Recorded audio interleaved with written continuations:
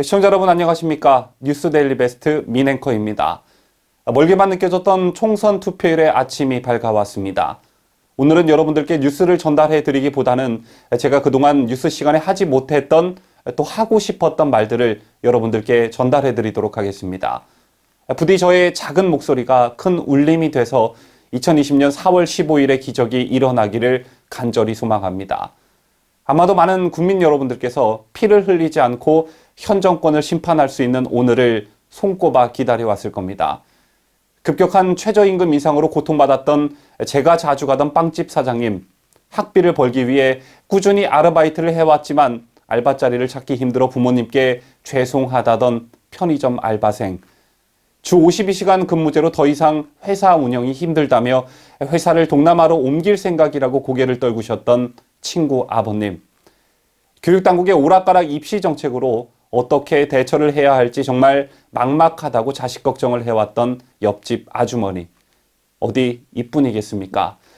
우리에게 더 이상 사상교육을 시키지 말라며 삭발을 했던 고등학생, 제발 상처 주지 말라며 TV에 나와 눈물을 쏟아낸 천안함 생존 장병, 문재인에게 불편한 질문을 했다고 마녀 사냥에 시달려 사직서를 내야 했던 여성 기자, 언론 본연의 역할에 충실했을 뿐인데 최승희를 총선 이후로 보류한 TV조선과 채널A, 반조국 집회에 후원금을 냈다고 경찰로부터 계좌 조사를 당해야 했던 수천 명의 무고한 시민들, 그리고 5.18과 세월호라는 성역 같지도 않은 성역을 건드려 고초를 겪어야 했던 소신 있는 정치인들, 적폐청산이란 미명으로 자행된 무자비한 정치 보복에 사랑하는 가족들을 뒤로하고 목숨을 스스로 끊어야 했던 앞날이 창창했던 한 검사와 명예를 목숨보다 더 귀하게 여긴 삼성 장군, 여기에 이런저런 이유로 이 정권으로 고국을 떠나야 했던 수많은 우리 국민들,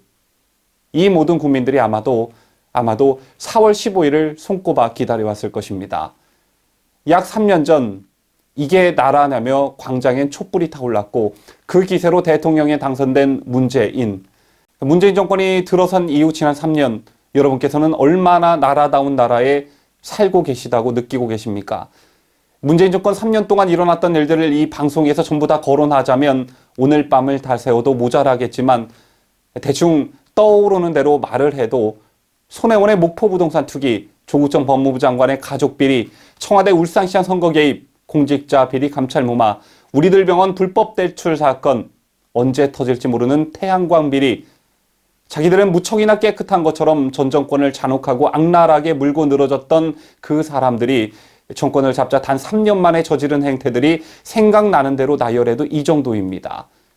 다른 정권 같으면 임기 말에나 한두 개 정도 터질 대형 게이트 사건이 임기 3년도 안 된 정권에서 본물 터지듯 터졌습니다. 그런데 국민께 100번 사죄해도 모자랄 판국에 이런 대형 사건들의 당사자들이 이번 총선에 대거 출마했습니다. 그리고 유세차에 올라서 또 방송에 나와서 한다는 말들이 문재인을 지키려면 나를 뽑아달라, 조국을 지키려면 나를 뽑아달라, 윤석열을 죽이려면 나를 뽑아달라, 이런 어처구니 없는 말들 뿐이었습니다. 문재인과 조국의 호위무사, 윤석열의 자객을 자처하는 후보들의 이번 선거 기간 동안 전국에 넘쳐났고 국민들의 안위와 국가 비전을 말하는 후보들은 눈 씻고 찾아볼 수가 없었습니다. 그래서 이번 선거운동 기간 동안 제가 수도 없이 주변 분들에게 들었던 말들이 이런 선거 처음 본다, 이런 선거 처음 경험해 본다라는 말들이었습니다. 여러분 기억하십니까?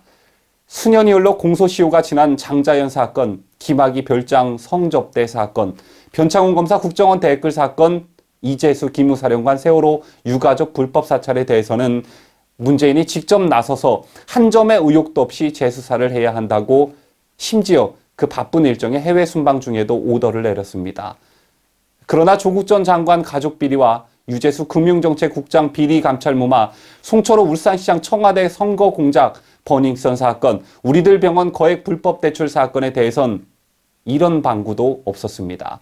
이것도 모자라 지난해 7월 문재인은 야당이 그렇게 반대한 윤석열 총장을 임명하는 자리에서 살아있는 권력 눈치도 보지 말라며 우리 청와대든 또는 정부든 집권 여당이든 만에 하나 권력형 비리가 있다면 그 점에 대해서는 정말 엄정한 자세로 임해 주시길 바란다고 주문했었죠.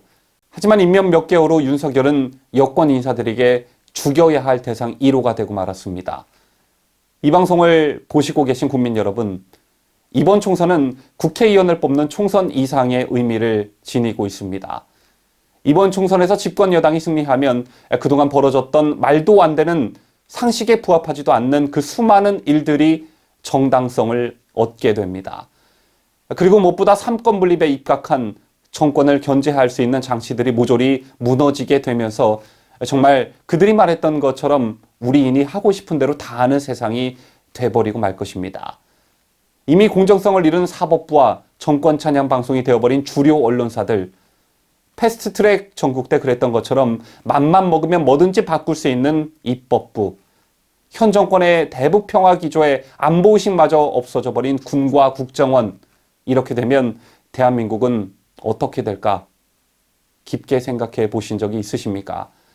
생각만 해도 정말 끔찍합니다. 투표에는 항상 책임이 따르는 법입니다. 그 책임을 당신의 아이들에게, 손자, 손녀들에게 전가시키는 역사적 죄를 우리 모두는 짓지 말아야 할 것입니다. 문재인에게 경제가 거지 같아요라고 말해 각종 음해를 당해야 했던 한 시장의 반찬가게 여사장님. 이번 선거에서 투표할 거냐는 기자의 질문에 이 여사장님은 생업 때문에 한두 번 빠진 적은 있다면서도 이번엔 무조건 목숨 걸고 투표할 거다. 너무 억울하고 분해서라고 대답했습니다. 국민 여러분, 오늘 하루 이 반찬가게 여사장님처럼 무조건 목숨 걸고 투표해 주시기를 간곡히 호소드립니다. 코로나 사태에 국민의 판단이 흐려지면 나라 전체가 위태로워진다는 사실도 염두에 두시고 투표해 주십시오. 오늘의 나의 한 표가 내 자식과 손자, 손녀가 살아갈 나라의 미래를 걱정한다는 사명감으로 투표해 주십시오.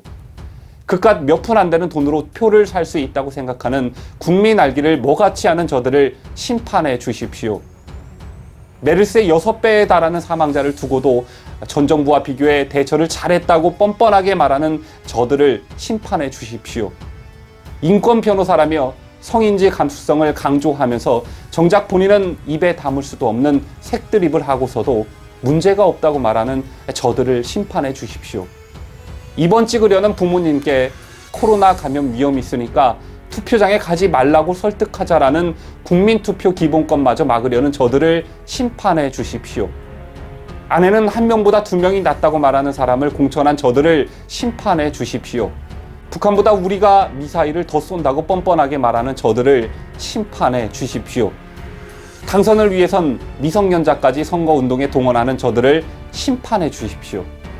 적어도 국민 30% 이상이 지지한 공당을 쓰레기 정당이라고 말하는 저들을 심판해 주십시오. 기표소에 들어가 도장을 1번만 찍으라고 실수인 척 노골적인 안내문을 배포하는 국민 알기를 뭐같이 하는 이 정부를 심판해 주십시오.